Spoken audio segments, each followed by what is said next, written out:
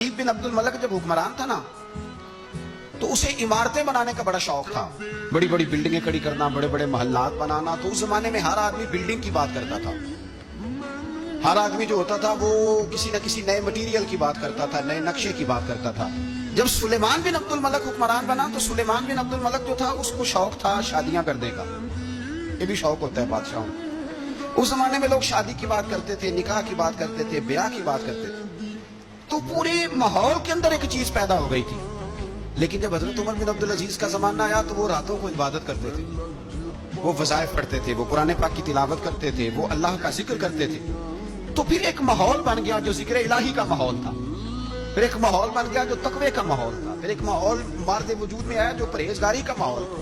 आम आवाम भी अल्लाह के जिक्र की बातें करने लगी, आम माहौल भी इस तरह। हजरत उमर बिन अब्दुल अजीज ने सबसे पहला ये काम किया कि बादशाही प्रोटोकॉल खत्म कराए।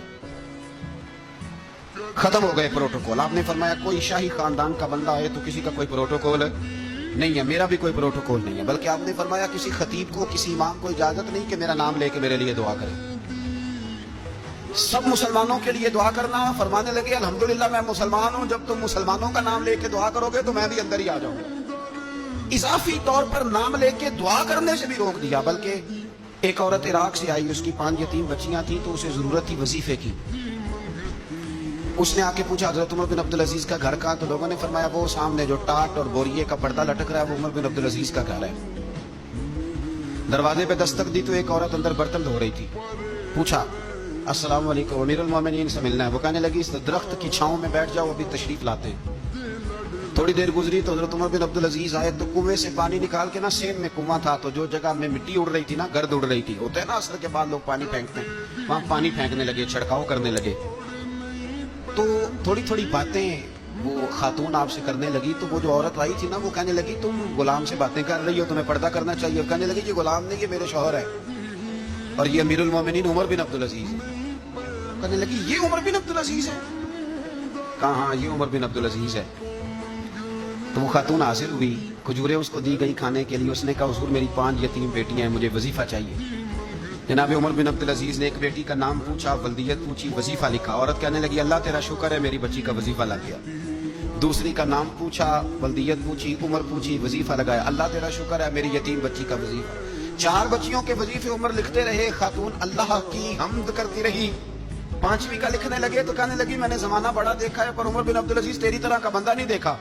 आप फरमाने लगे अब मैं 5वीं का वजीफा नहीं लिखता, 4 का वजीफा जाके गवर्नर से मंजूर करा ले और 4 को कहना थोड़ा थोड़ा 5वीं को भी दे दे। हुजूर क्यों नहीं लिखते? फरमाया जब तक तू हम्द के लायक रब की हम्द कर रही थी मैं वजीफे लिख रहा था, अब तूने मेरी तारीफें शुरू कर दी। अपनी तारीफ पर कैसे वजीफा लिखूं? वो तो हम्द के लायक है, उसकी हम्द होनी चाहिए।